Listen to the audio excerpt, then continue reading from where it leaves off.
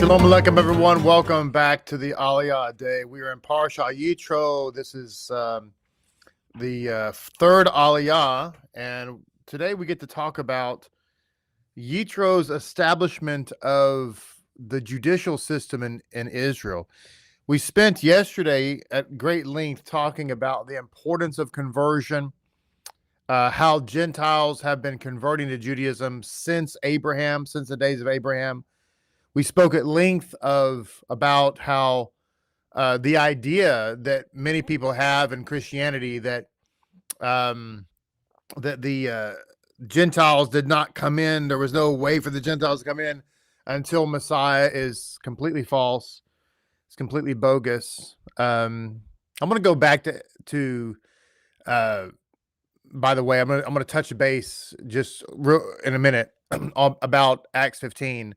Because I told you yesterday that Acts 15, the whole book of Acts is a big propaganda scheme. It's phony baloney, plastic banana, good time rock and roll. In fact, in the description of this video, I'm going to make a note to myself so I don't forget to do that. But in the description of this video, I am going to put the links to two videos that I've done on the book of Acts. There's a third that I've been meaning to get to, but haven't yet. But anyway, two videos I've done on all the errors and all the falsehood and all the make-believe stuff that's in the book of Acts. The book of Acts is complete and utter garbage. But I'm going to talk to you about, I mentioned yesterday how Acts 15 never happened, and why that is the case. And then I'm going to explain to you why that story was written. So you say, well, if it never happened, then what would be the point of making that whole thing up? Well, I'm going to tell you why, and it's going to click for you in a minute. But in any case, I spent the good part of yesterday talking about the importance of converts, how much God loves a convert, and with that, how we have the Torah portion that's named, the Torah portion in which we get the law of Moses. It's named after a convert. But in addition to that, a convert, as we're about to find out today, was responsible for establishing probably the most important institution in all of Judaism, more important than the kingship, more important than the priesthood. And that is the judicial system. Because Judaism could not survive, could not function as a society without the judicial system. And that's going to give us an opportunity to touch on something else that I want to make sure and touch on about that related to societal functionality. But before we get too far ahead of ourselves and I get too deep into waxing eloquently, let me say good morning to everybody. And hope everybody's having a great morning. Good morning, Yochanan. Good to see you. Shalom to you and Tirza from South Africa. Can't wait for you guys to get back here in the great state of Tejas. Good morning, Yonina, who's formerly from Georgia. Good morning to Ahava and Hepzibah and Gianna and Yitro. Good morning, Nellie Grace and Mr. Clay. Chris and Crystal, Boker Tov. Good morning, Micaiah and Donna. Hello, Shoshana Brenner. Kim Bement, hello. Hello to you, Brenda, Katura, Anna Smith, Boker Tov. Good morning, Lantern Signals, and Heather Miller, Boker Tov to you. Good morning, Yosef and Kathy Castaneda. Castaneda. I feel like when I say Castaneda, I need to draw a sword. Hello to Sarah. Hope you and Shannon are doing great. Good morning, Kelt Dog. And Obi-Wan Kenobi. Good morning, Roy. By the way, who is B1VAJB46? I always say Obi-Wan Kenobi for whatever reason, but who is that exactly? Hello, Kayla. Hello, Ami. Hello, Yosef. Good morning, Heather and Zakin Yagal. Roy Boker Tov. Good morning, Thelma. Good morning, Jimmy. Z-Ray Boker Tov. Good morning, Gene. And who else do we have this morning? Did I miss anybody? Good morning, Samuel. And Owen Boker Tov. Good morning, Hulda. Good to see you this morning. Hello to Miriam. Guten Tag to you, Faith. Hello there. Glad you're here. Good morning, Larry. Leah Boker Tov to you and Shmuel. Hello, Luis Spicer Boker Tov. May you have a great start to your morning. Glad you are. Faith is Samara Torres. Did I say that correct? Samara Boker Tov. Welcome aboard. Glad you're here, Samara. So glad you are here. Baruch HaShem. All right. Obi-Wan is Marcel and Anna. All right, Marcel and Anna, otherwise known as Obi-Wan Kenobi. Glad you're here, Marcel and Anna. Welcome aboard. Good morning, Isaac. Good to see you this morning. And good morning, Joe. Welcome aboard. Okay, so let me touch back to what was I saying? Oh, Acts 15. By the way, on the Acts 15 topic in general, do you find this interesting and fascinating? And I just wonder, when I speak about it, as I do, are there any light bulbs that go off? I'm just wondering. But let's talk about we talked about Acts 15 yesterday, how it never happened. Why? Because it doesn't make sense. Judaism has been bringing in Gentiles for literally thousands of years, and not just one or two here and there, by the way. Remember that 2.4 million Gentiles came out of Egypt with the Jewish people, and we all of us together, converted at Mount Sinai. There have been literally millions of Gentiles over the centuries who have converted to Judaism. And there have been some notable names. We talked about them yesterday. Yitro, Rahab, Obadiah the prophet, Rabbi Akiva, the great Rabbi Akiva. The two Zugot who preceded Hillel and Shammai, Avtalon, and the other name escapes me. But these are the two Zugot. These are the two guys who were in charge of all the sages. As I said, they preceded Hillel and Shammai. They were converts. So anyway, the point being made here that Gentiles have been coming into the kingdom for a long time. And look, even in Acts 2, see, Acts 2, as I said yesterday, contradicts itself all the time. Even in Acts 2, it talks about the Jews and proselytes who were in the city during Shavuot, right before the alleged event of the upper room. So wait a minute, how can there be converts coming into Jerusalem? I thought JC opened the door for the converts or the Gentiles, right? Okay.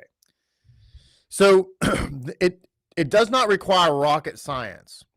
You don't have to be a theological scholar to say, well, if we've been bringing in Gentiles into the covenant for thousands of years, going all the way back to Abraham and Sarah, then why would there be a question of how do we bring them in now?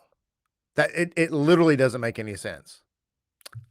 Unless, and here's the key to why that fabricated story is written in that book of propaganda.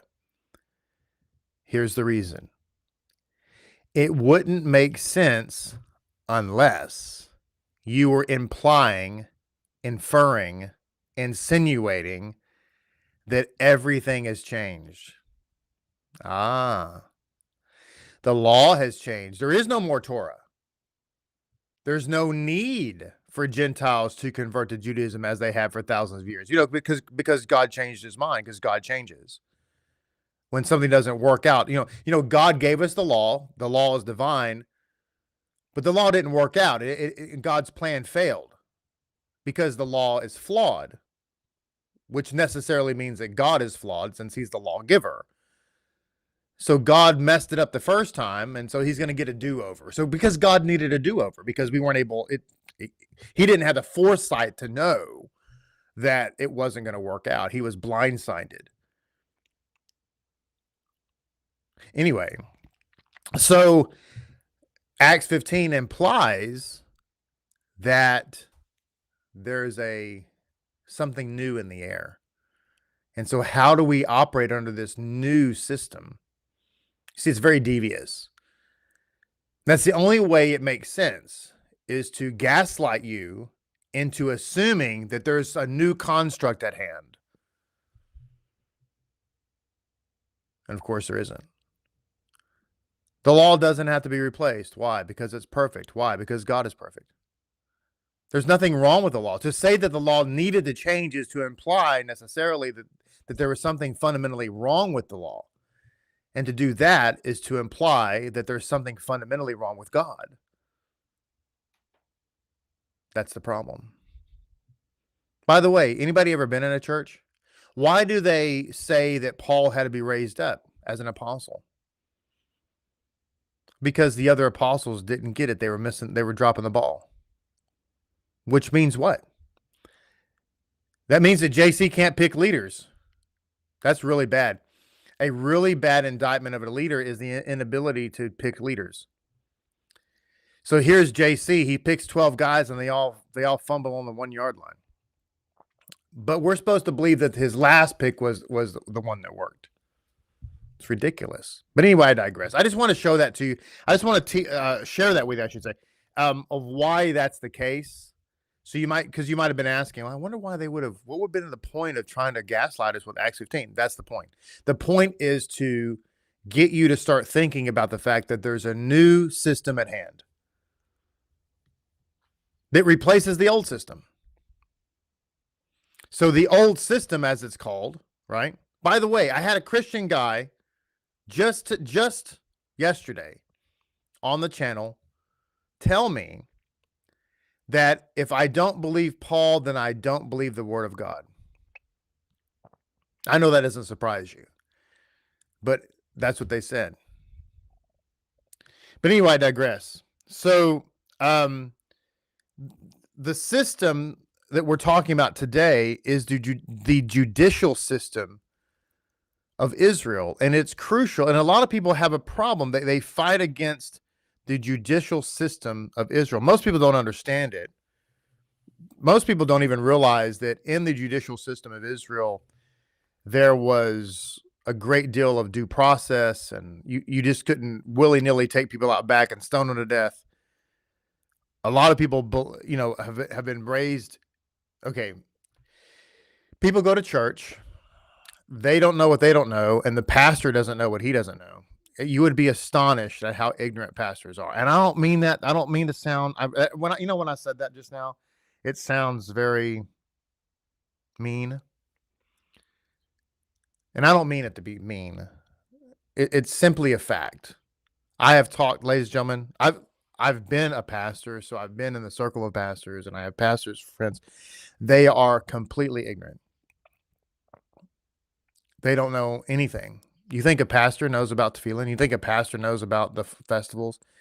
So when they teach you about Judaism, they literally know nothing. Zero. When I say ignorant, I'm talking about biblical history, biblical stuff. Zero. They know zero. And so people go to church and they are taught that Judaism was like the Wild Wild West, that you could be minding your own business, and then somebody just sees you picking up a stick. They got the calendar wrong. They thought it was Shabbat, so they drag you out back and stone you to death. And that's not how it worked at all. Judaism had a very, very, very sophisticated judicial system that was actually far more sophisticated than our judicial system of today. By sophisticated, what I mean is there was far more checks and balances and due process than we have today. Today, ignorance of the law doesn't get you anywhere. But actually, under the Pharisaical judicial system, it was crucial. If you were ignorant of the law, particularly a law that involved capital offense, you could not be charged with it. Now, once you came to that point, if you committed an infraction that potentially caused capital punishment, you were sternly warned by the court. Now, if you did it again, all bets are off. But that first time around, you couldn't even be prosecuted, regardless of the crime. You couldn't be prosecuted unless it was something like murder or something like that. But you couldn't be prosecuted. Let's just say, hypothetically, if you were gathering sticks on the Shabbat, which, of course, there's a death sentence for that. So if you brought to the court, they would say, did you know that? And if you said, I did not know, I didn't know I could be killed for it, I didn't realize that, then you were, okay, you would be sternly warned, and that's it. Okay, you see what I'm saying? But what's interesting is that all of that comes to us from from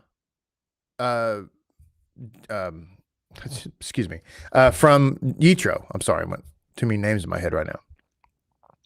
Now, here's something else I want to mention. By the way, before I get into I'm going to look at the Kale Tumash about this story, but I do want to share something about Yitro and converts again, because it's my favorite topic, but there's something in the Makilta about this. But let me just say this, and this is something that really a lot of people don't understand. It's interesting that people will push back against Jewish judges, because what is that, by the way? You're not the boss of me. I don't want you to tell me what to do. So I'm going to resist Jewish authority. The resistance of the oral Torah is really what? At its root, what is it? It's rebellion against authority. Are you aware that the Torah tells us that we must listen to the judges?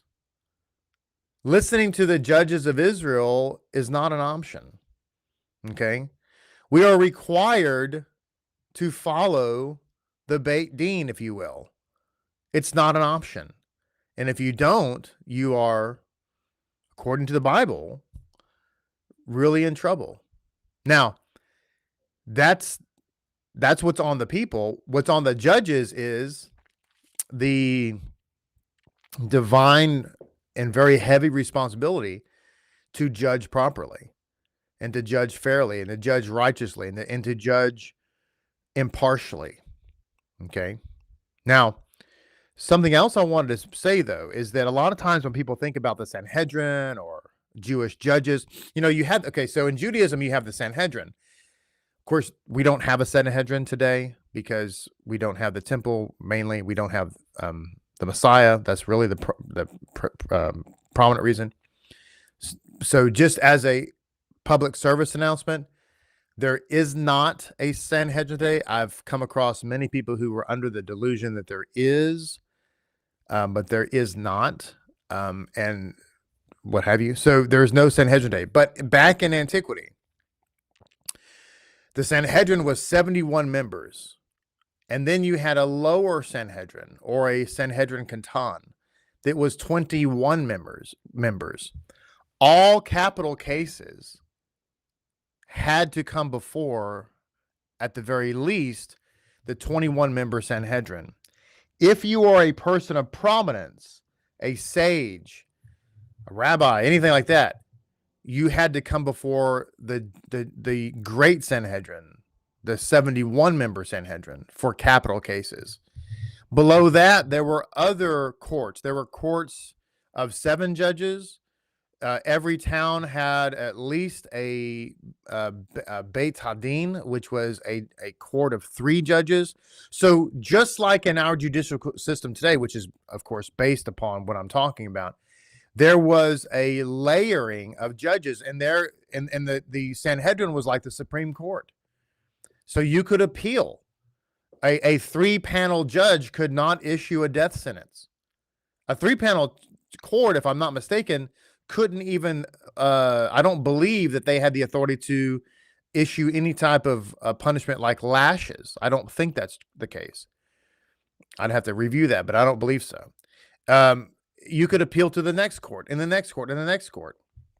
You had to have witnesses, and you had to have at least 2 witnesses, and these witnesses were admonished that if they were found to be telling a lie, then whatever punishment they wanted to have happen to the person they're witnessing against, that they themselves would be punished in that manner. So as you can imagine, people were not rushing to be witnesses. Family members could not testify against other family members. It was forbidden.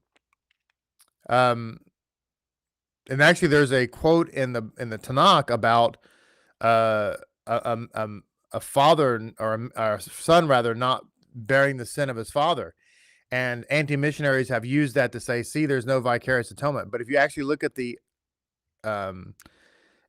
insights related to that, it has nothing to do with vicarious atonement. It's talking about that a son or a father cannot testify against each other. It has to do with judicial law. It has nothing to do with that. But what I really wanted to mention, okay, aside from what I just talked about, was that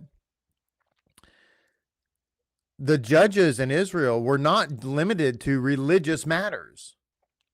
You see, ladies and gentlemen, Torah is all-encompassing.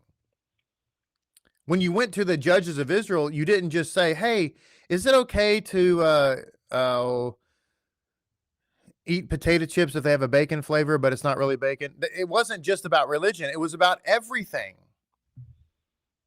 The judges judged civil matters. They litigated between people who had grievances against each other. If somebody had an accident and they believed it was somebody's fault, that litigation came before the judges. The judges litigated or adjudicated criminal matters. It wasn't just limited to religion, and that's what I really want you to understand. And that's something that is challenging for the non-Jewish mind to grasp, because in the non-Jewish mind, everything's compartmentalized. The pastor only deals, and I'm talking about the pastor or priest in that world, only deals with the religious issues. You know, you would never, if you were, let me put it this way. If you were leaving church and you had an accident in the parking lot between 2 vehicles, and there was a dispute between the 2 persons, who was at fault, you would never take that to your pastor and say, litigate this for us. But a Jew would. A Jew would go to the beit hadin of the synagogue and say, okay, this is what happened. But what do you do instead? You would go to civil matter. You know, get civil authorities involved. And I just wanted to say that the judicial system in Judaism is intended to adjudicate all matters. This is what, you know, as an example, in Israel, not just in Israel, but to use that as an example, in Israel, if you want to get divorced, you go to the rabbinic court. As an example. So divorces are held, you know, in that setting. So I just want to point that out. And I don't know if some of you knew that or not, or if you've thought about it in that context, but that is very much the case. Now, before I go any further, let me read this from the Makilta, because something else I want to mention is that our story here about Yitro is not written in chronological order. The Torah is not always written in chronological order, but here it's talking about towards the end of our parasha, or our Aliyah rather, that Yitro departs from Moses. Well, if you read the Torah, it seems like, you know, he just departed the next day. But in actual fact, this was a year later. He spent a year with Moses and everybody, but then he left. But what's brought down in the ancient sources is why he left. And this is really interesting. It says, Rabbi Yehoshua says he sent him off with all the honors in the world. That is, Moses sent Yitro off. Rabbi Eliezer of Modaim says he gave him along many gifts. From the answer which he gave Moses, you can learn all this. As it says, he said, "Leave us not, I pray thee." Numbers 10:31. Moses said to him, "You have given us good advice and fair advice, and God agreed with your words. Let us not, I pray thee, or leave us not, I pray thee," he says. So he says to Yitro, "Hey, stay with us." But Jethro said to him, "Is a lamp of any use except in a dark place? Of what use could a lamp be with the sun and the moon? You are the sun, and Aaron is the moon. So what should a lamp be doing where there is both the sun and the moon? No, I will not stay, but I shall go to my own land and tell everybody and convert all the people of my country, leading them to study the Torah and bringing them under the wings of the Shekinah." Now, history tells us, and the Tanakh tells us, that the descendants of Yitro actually became members of the Sanhedrin later in the history of Israel. So the remarkable thing is, the very court that Jethro established, his offspring, his descendants, sat on that court. But Yitro went back to his own people and said, "I'm going to go convert people. I'm going to go work on converting my own people to Judaism." And so I just want to bring down just again the something that kind of goes along and supports what I've been saying, is that many converts have come into to Judaism over the centuries. So now let's take a look at the Kel Tumash as it relates directly to the text of our story here. So it says that Jethro went through all of the process, and it was with them for a long period of time. And it was on the 11th day of Tishrei when he came up with the idea of judging, which is interesting because Tishrei is kind of the month of judgment. Okay. It was on the following day, on the 11th of Tishrei. What is the 11th of Tishrei? Who can tell me what the 10th of Tishrei is? What's the 10th of Tishrei? Who can tell me?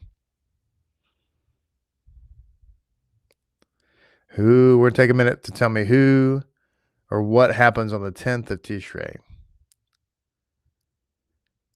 So it was on the following day, which is the 11th of Tishrei, that Moses sat to judge the people, assisted by Aaron, his sons, and the 70 elders. All the people stood respectfully around Moses. That's right, Huldah, the 10th of Tishrei is Yom Kippur. Very good, very good.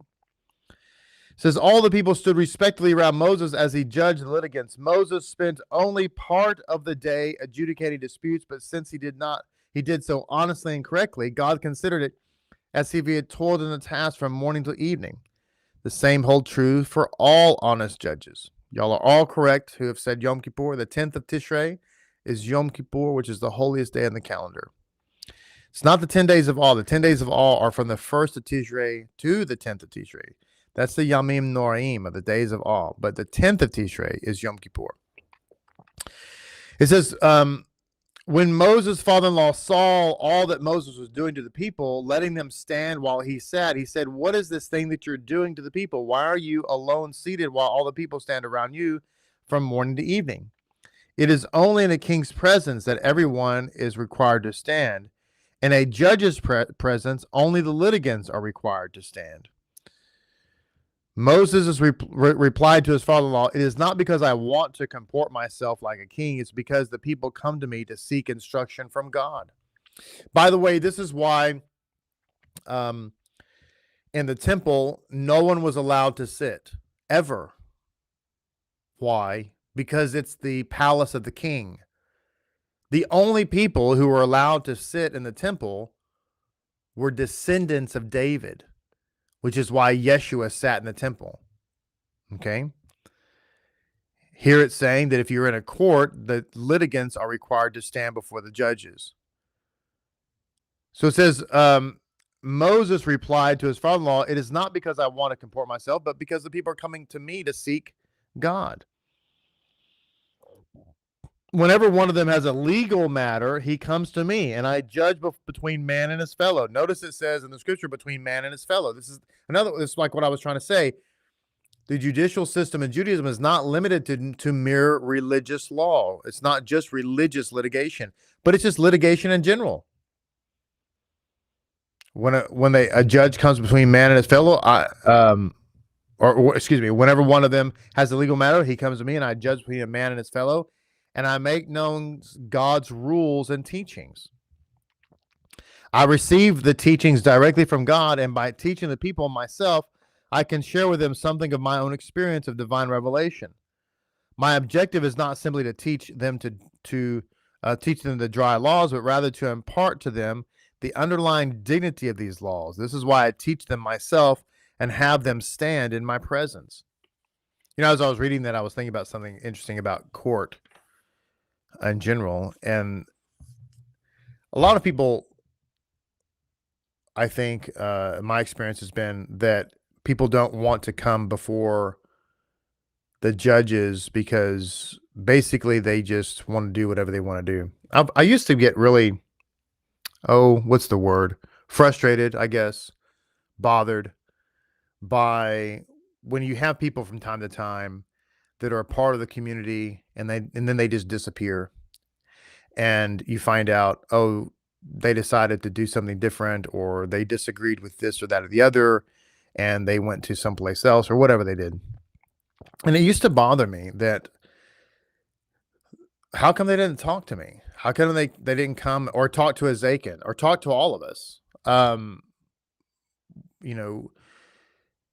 you find out maybe they have some ideas that are contrary, and those ideas are, I know those ideas are false. So why didn't they come talk it out? Why just disappear? Rarely does anybody, when that happens, do they say anything?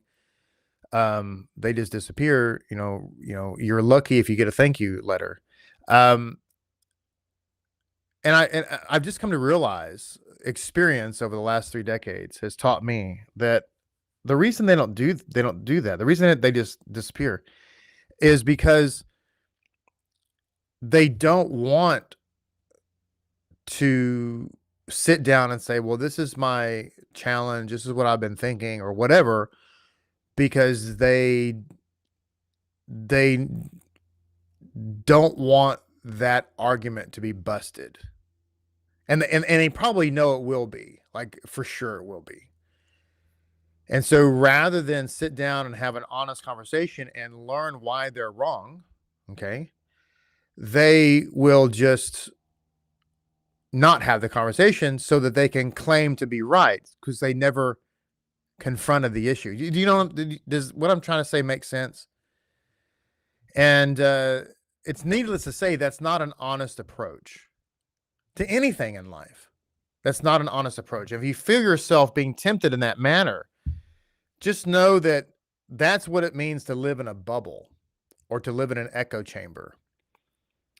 And this is because look, if you feel confident in what you believe, and the reason that you're having the issue, whatever that is, if you feel like you're 100% and you found the truth, and boom, and Lapid you discovered is wrong, and I'm wrong, and whatever, well, then you should be able to come and have a face-to-face or a video call if you're not in town, and have that conversation, because you should be able to checkmate me.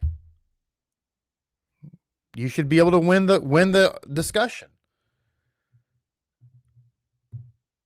But you can't, and therefore you don't. So that I've just come to realize that's the human psychology. But it also made me think of something else. This is somewhat of an aside, but it's interesting. You ever heard the expression, there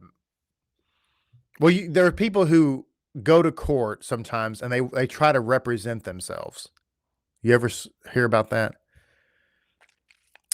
And there's a saying, and I'm trying to see if I can say the saying properly, but basically the saying is, the person who represents themselves in court without having an attorney has a fool for a client.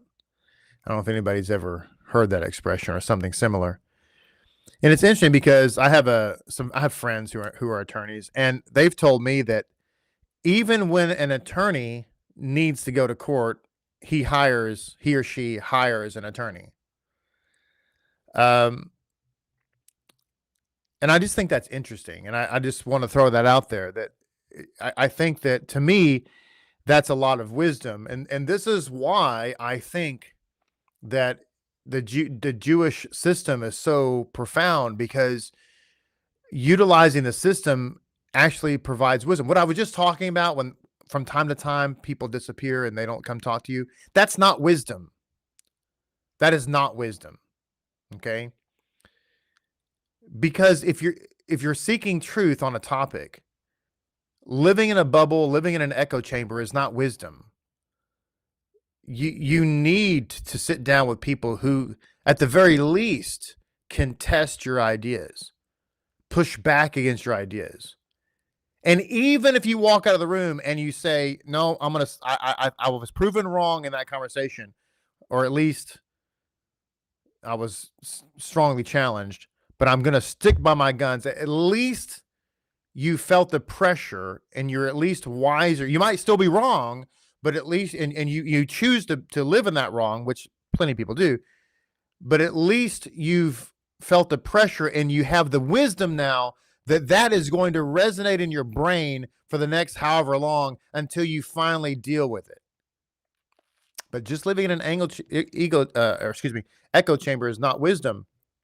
And I just, somehow I relate that back to not representing yourself in court. And even if you're an attorney and you know what you know because you're a professional, even when you go to court, you need an attorney. Now, why do attorneys do that? Why, if you're an attorney and this is your profession, you're trained and skilled and educated, and yet if you go to court, you hire an attorney to represent you. Why? Because you don't know the system? No. Because you couldn't argue effectively, and not just that, but know all there is to know about the various motions and pleas and prayers and so forth, procedures? No. So why?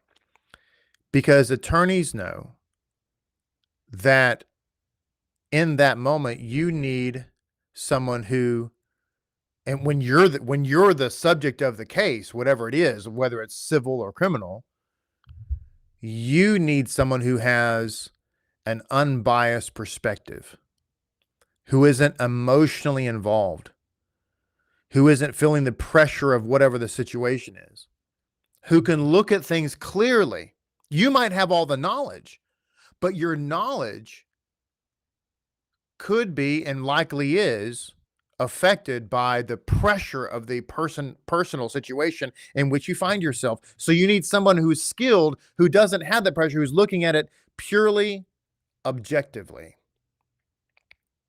And this is the danger of not coming to the beit din.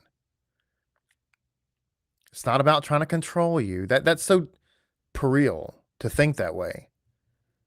It's about hiring an attorney to represent you in a situation so you can hear a perspective that isn't clouded by your own personal pressures. A lot of people make really life-altering decisions not based on truth, but based on pressure. And that's the beauty of the beit din, because we don't feel that pressure.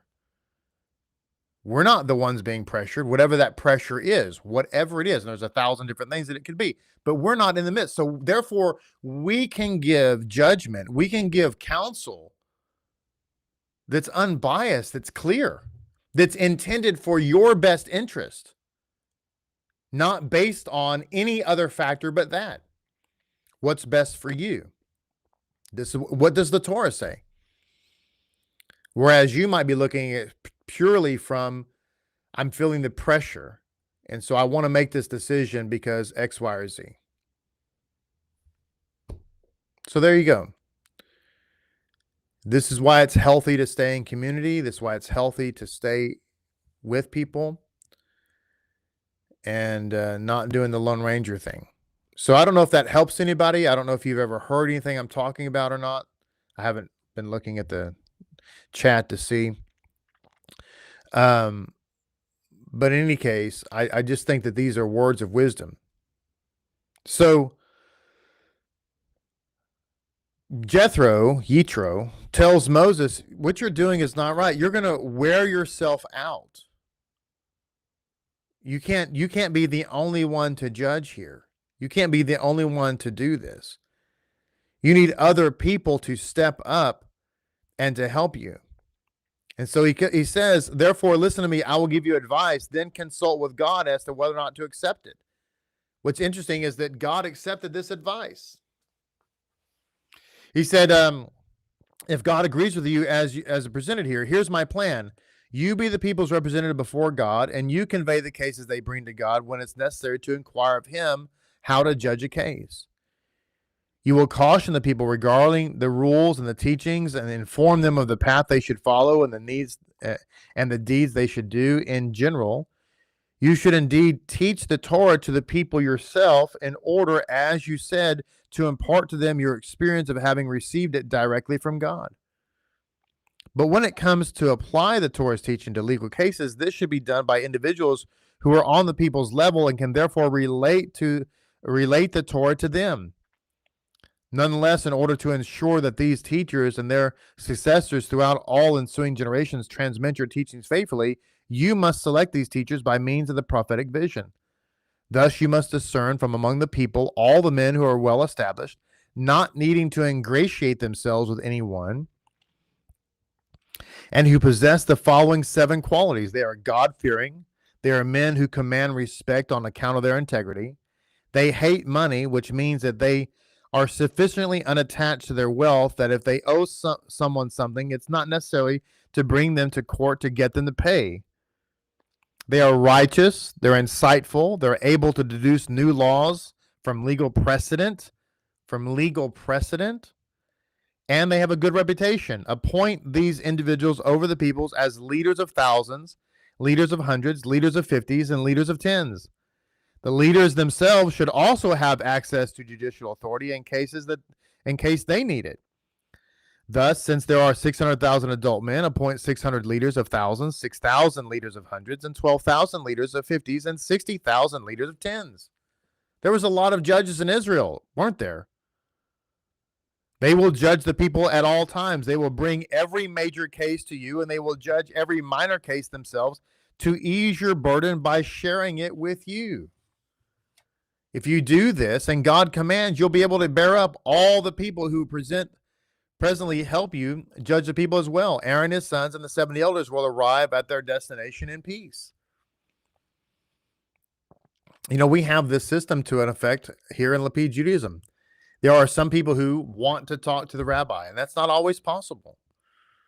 So instead, they talk to the zakins, and if there's something that requires a greater deal of discussion, then the beit din gets together and talks about it. When the Torah was given, Moses wanted the people to continue to hear God's word directly, even after the initial revelation of Mount Sinai. Here, too, he felt it would be preferable for them to hear God's teaching directly from him rather than from his pupils. Furthermore, Moses assumed at this stage that he was going to lead the people into the land of Israel himself. So Jethro is concerned about what would happen after his demise were unfounded. So nonetheless, Moses heeded the voice of his father-in-law and did all that he said. So Moses instituted this judicial system, and God approved the plan. God approved the plan. It just remarkable to me that Jethro, who's obviously a wise man, a convert to Judaism, the entire judicial system of Israel, which is really where we get the Talmud, where we get the Mishnah, where we get the Midrashim and the Halakot. All of this came about because of Jethro. But it's also for the benefit of the people. Notice that this judicial system was supposed, from Jethro's perspective, this was a way not just to protect Moses, but it was a way to protect the people and make sure that they were taken care of. End of our Aliyah today. Thank you so much. I hope that today has been insightful and interesting to you. I always enjoy topics that have to do with legal type stuff and judicial things. I think they're interesting and important for us. Please be sure and like this video, share it with all of your friends, and leave me a comment on the end of this video. Let me know if there's anything that you had to take away. Remember that commenting like that, sharing, liking, all of that helps the magic algorithm so that other people can come in contact with these teachings. And if you've not yet subscribed to our channel, please do so. That would be wonderful. Thank you again for being here. I will look forward to seeing you tomorrow as we dive into more topics on parasha Yitro and get headed towards the giving of the Torah. I think tomorrow we will be talking more about why the Torah was given, what you've heard in the past, and why it's wrong, and what the actual Word of God says about it. Look forward to dealing with that tomorrow. Until then, have a great and amazing day. Shalom Aleichem.